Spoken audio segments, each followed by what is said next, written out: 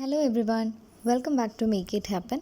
അപ്പോൾ ഇന്ന് തൊട്ട് നമ്മുടെ ചാനലിൽ നമ്മളൊരു പുതിയ കാര്യം സ്റ്റാർട്ട് ചെയ്യാൻ വേണ്ടി പോവാണ്.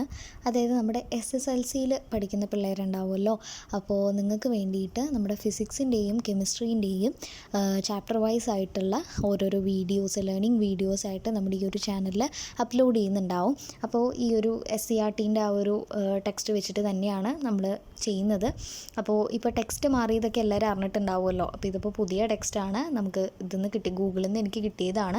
അപ്പോൾ ഇത് വെച്ചിട്ടാണ് നമ്മൾ ഇനി ക്ലാസ്സസ് ഇടാൻ വേണ്ടി പോകുന്നത്. അപ്പോൾ നിങ്ങൾക്ക് യൂസ്ഫുൾ ആവും എന്നാണ് ഞാൻ വിചാരിക്കുന്നത് കേട്ടോ.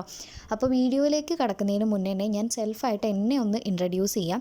അപ്പോൾ ഞാൻ ഇപ്പോൾ +2 കഴിഞ്ഞിരിക്കുകയാണ്. ഞാൻ +2ൽ കമ്പ്യൂട്ടർ സയൻസ് ആയിരുന്നു എടുത്തിട്ടുണ്ടായിരുന്നത്. ആൻഡ് എൻ്റെ +2 കഴിഞ്ഞു, കംപ്ലീറ്റ് ചെയ്തു. അലോട്ട്മെൻറ്റിന് വേണ്ടിയിട്ട് വെയിറ്റ് ചെയ്യുകയാണ്. കോളേജ് അഡ്മിഷനൊക്കെ ആവാനായിട്ട് വെയിറ്റ് ചെയ്തുകൊണ്ടിരിക്കുകയാണ്. അപ്പോൾ ഇപ്പോൾ ക്ലാസ് ഒന്നുമില്ല, ഞാൻ ഫ്രീ ആയിട്ടിരിക്കുകയാണ് കേട്ടോ. +2 പാസ് ഔട്ട് ആയത് 94% കൂടിയായിരുന്നു. അപ്പോൾ അതൊക്കെയാണ് എന്നെപ്പറ്റി പറയാനുള്ളത്. അപ്പോൾ നമുക്ക് വേഗം നേരെ ക്ലാസ്സിലേക്ക് പോവാം. അപ്പോൾ ക്ലാസ്സിൽ നമ്മുടെ ഫസ്റ്റ് ചാപ്റ്റർ എന്ന് പറയുന്നത് ഇതാണ്, nomenclature of organic compounds and isomerism.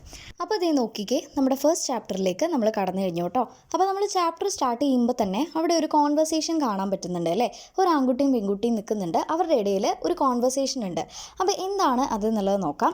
അപ്പോൾ ആൺകുട്ടി പറയുന്നത്, although the molecular formulae of models of these two compounds made by us are the same, their structure formulae are different, right എന്ന് പറഞ്ഞിട്ട് പെൺകുട്ടിയോട് ചോദിക്കുകയാണ്. അപ്പോൾ പെൺകുട്ടി തിരിച്ച് മറുപടി പറയുന്നത്, then their names too will be different എന്നുള്ളതാണ്. അപ്പോൾ നിങ്ങൾ നോക്കൂ, ഈ ആൺകുട്ടിയുടെ കയ്യിലും പെൺകുട്ടിയുടെ കയ്യിലും ഒരു മോഡലുണ്ട് അല്ലേ. അതായത് ഒരു കോമ്പൗണ്ടിൻ്റെ മോഡൽ അവർ ഉണ്ടാക്കിയെടുത്തിട്ടുള്ളതാണ്. അപ്പോൾ ആൺകുട്ടി ആൺകുട്ടിയുടേതായിട്ടുള്ള രീതിയിൽ ഉണ്ടാക്കിയിട്ടുണ്ട്, പെൺകുട്ടി പെൺകുട്ടിയുടേതായിട്ടുള്ള രീതിയിൽ ഉണ്ടാക്കിയിട്ട് വെച്ചിട്ടുണ്ട് അല്ലേ.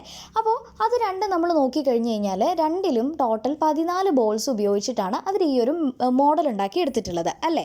രണ്ട് പേരുടെയും നമ്മൾ എണ്ണി നോക്കിക്കഴിഞ്ഞാൽ ടോട്ടൽ 14 ബോൾസ് ആണ് അവർ യൂസ് ചെയ്തിട്ടുള്ളത്. ഇതൊക്കെ ഒരു കഥ പോലെ പഠിക്കാൻ വേണ്ടി ഞാൻ ഒരു എക്സാമ്പിൾ പറയുന്നേ ഉള്ളൂ കേട്ടോ. പക്ഷേ ഇവർ രണ്ടുപേരും 14 ബോൾസ് വെച്ചിട്ടാണ് ഇത് ഉണ്ടാക്കിയിട്ടുള്ളതെന്നുണ്ടെങ്കിൽ അവരുടെ സ്ട്രക്ചർ ഡിഫറെൻ്റ് ആണ് അല്ലേ. ആൺകുട്ടിയുടെ കയ്യിലിരിക്കുന്ന ആ ഒരു മോഡൽ പോലെയല്ല പെൺകുട്ടിയുടെ ഇരിക്കുന്നത്, രണ്ടും ഡിഫറെൻറ്റ് ഷേപ്സ് ആണ്. അപ്പോൾ അത്രയേ ഉള്ളൂ നമ്മുടെ ഇവിടുത്തെ കോൺസെപ്റ്റ്. അതായത് ഒരു ഹൈഡ്രോ കാർബണോ ഒരു ഓർഗാനിക് കോമ്പൗണ്ടോ ഒക്കെ നമ്മൾ എടുക്കുകയാണെന്നുണ്ടെങ്കിൽ അതിൻ്റെ മോളിക്കുലർ ഫോർമുല സെയിം ആണെന്ന് വിചാരിക്കുക.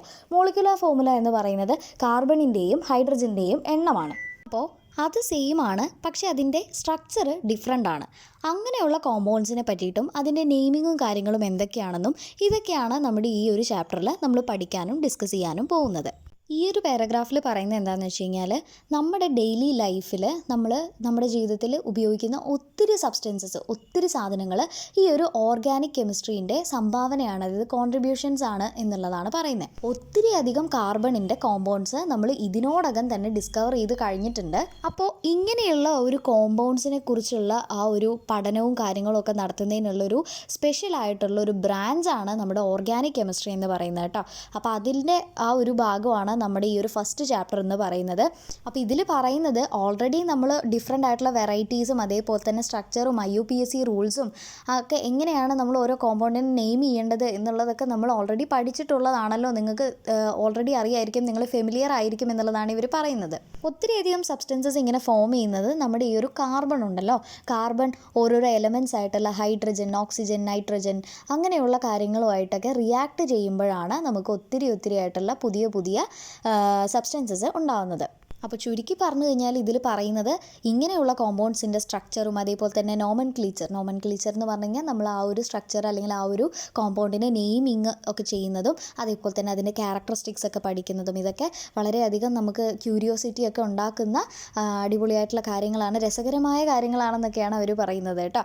അപ്പോൾ കെമിസ്ട്രി ഇഷ്ടമല്ലാത്തവർക്ക് അത്ര വലിയ താല്പര്യമൊന്നും കാണില്ല, പക്ഷേ എന്നാലും നമുക്ക് പഠിച്ചല്ലേ പറ്റുള്ളൂ.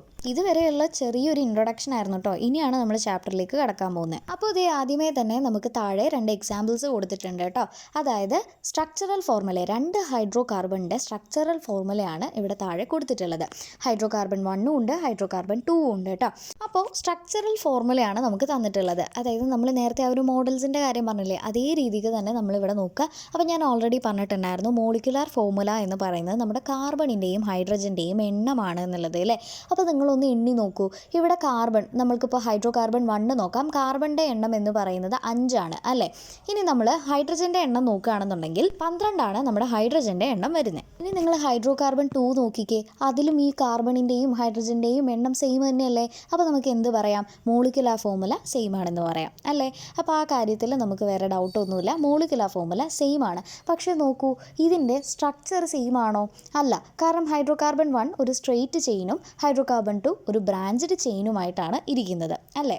ഇനി നമുക്ക് ഇതിൻ്റെ തൊട്ട് താഴെയുള്ള ആക്ടിവിറ്റീസ് ചെയ്യാം കേട്ടോ. അപ്പോൾ അവർ പറയുന്നത് you are familiar with the formula of hydro carbon 1 അല്ലേ. ഹൈഡ്രോ കാർബൺ 1ൻ്റെ ഒരു ഫോർമുലയായിട്ട് നമ്മൾ ഫെമിലിയർ ആയിരിക്കും, നമുക്ക് പരിചയം ഉണ്ടാവും. അതായത് മുന്നേ കഴിഞ്ഞ വർഷമൊക്കെ ആയിട്ട് നമ്മൾ പഠിച്ചിട്ടുണ്ടാവും, നിങ്ങൾക്ക് ഓർമ്മയുണ്ടാവുമല്ലോ എന്നുള്ളതാണ് ചോദിക്കുന്നത്. അപ്പോൾ first question, how many carbon atoms are there in this chain? എത്രയാണ് ഹൈഡ്രോ കാർബൺ 1ൽ എത്ര കാർബൺ ആറ്റം ആണുള്ളത്? 5 കാർബൺ ആറ്റം അല്ലേ. അപ്പോൾ നമ്മൾ ഓൾറെഡി പറഞ്ഞതാണ്. പിന്നെ what is the word root of this carbon chain? എന്താണ് വേർഡ് റൂട്ട്? നിങ്ങൾക്ക് ഓൾറെഡി പ്രീവിയസ് ഇയറിലൊക്കെ നിങ്ങൾ പഠിച്ചത് കൊണ്ട് നിങ്ങൾക്ക് അറിയുന്നുണ്ടാവും. അപ്പോൾ 5 കാർബൺ വരുമ്പോൾ അതിൻ്റെ വേർഡ് റൂട്ട് എന്ന് പറയുന്നത് പെൻറ്റാണ് അല്ലേ. ഇനി ഇതാ, write the IUPAC name of this compound എന്ന് പറയുന്നത്. എന്തായിരിക്കും IUPAC നെയിം? നമുക്ക് ആലോചിച്ചാൽ അറിയാം. കാർബൺ 5 എണ്ണമാണ് ഉള്ളത്, വേർഡ് റൂട്ട് പെൻറ്റാണ്. അതേപോലെ തന്നെ സിംഗിൾ ബോണ്ടാണ്, നമുക്ക് ഒരു ഡബിൾ ബോണ്ടോ ത്രിബിൾ ബോണ്ടോ ഒന്നും വരുന്നില്ല. അതുകൊണ്ട് തന്നെ നമ്മൾ എന്തായിരിക്കും ആഡ് ചെയ്യേണ്ടത്? എയിനാണ് ആഡ് ചെയ്യേണ്ടത്. അപ്പോൾ എന്തായിരിക്കും? പെൻറ്റെയിൻ ആണ് നമ്മുടെ ആൻസർ അല്ലേ. ഇനി താഴെ പറയുന്നുണ്ട്, analyse the structural formula of hydro carbon 1 and hydro carbon 2 അല്ലേ. നമ്മളിപ്പോൾ ഓൾറെഡി അനലൈസ് ചെയ്ത് കഴിഞ്ഞു. What is the molecular formula of these 2 hydro carbons? ഈ രണ്ടെണ്ണത്തിൻ്റെ മോളിക്കുലർ ഫോർമുല എന്തായിരുന്നു? ഞാൻ ഓൾറെഡി പറഞ്ഞിട്ടുണ്ടായിരുന്നു, C5H12 ആണ് അല്ലേ, സെയിം ആണ്. How do they differ in the structure of the carbon chain? അത് നമ്മൾ ഓൾറെഡി ഡിസ്കസ് ചെയ്തതാണ്. ഫസ്റ്റ് വൺ വന്നിട്ട് സ്ട്രെയിറ്റ് ആയിട്ടുള്ള ഒരു കാർബൺ ചെയിൻ ആയിരുന്നു. സെക്കൻഡ് വൺ എന്ന് പറയുന്നത് ബ്രാഞ്ചഡ് ചെയിൻ ആയിരുന്നു അല്ലേ. അതുകൊണ്ടാണ് അതിൽ ആ ഒരു സ്ട്രക്ചറിൽ ഒരു ഡിഫറൻസ് വന്നത്. ഇനി ഇതാ താഴെ പറയുന്നുണ്ട്, have A look at the structural formula of another hydro carbon with the same molecular formula. അതായത് ഇതേ സെയിം മോളിക്കുലാർ ഫോർമുല, അതായത് C5H12 എന്ന് പറയുന്ന അതേ സെയിം മോളിക്കുലാർ ഫോർമുലയിലുള്ള വേറെ ഒരു ഹൈഡ്രോ കാർബൺ നമുക്ക് നോക്കാം എന്ന് പറഞ്ഞിട്ടാണ് അതിൻ്റെ താഴെ കൊടുത്തിട്ടുള്ളത്. കാണുമ്പോൾ നമുക്ക് മനസ്സിലാവും, ഇപ്പം നമ്മൾ കണ്ട 2 ഹൈഡ്രോ കാർബണിൽ നിന്നും ഡിഫറെൻ്റ് ആയിട്ടുള്ള ഒരു സ്ട്രക്ചറാണ് നമുക്കിവിടെ കാണാൻ സാധിക്കുന്നത്. അപ്പോൾ ഇതിൽ നിന്ന് നമുക്ക് എന്ത് മനസ്സിലാക്കാം? കാർബൺ ആറ്റത്തിന് ബ്രാഞ്ചഡ് ആയിട്ടുള്ള കോമ്പൗണ്ട്സ് ഫോം ചെയ്യാൻ പറ്റും എന്നുള്ളത് നമുക്ക് മനസ്സിലാക്കാം.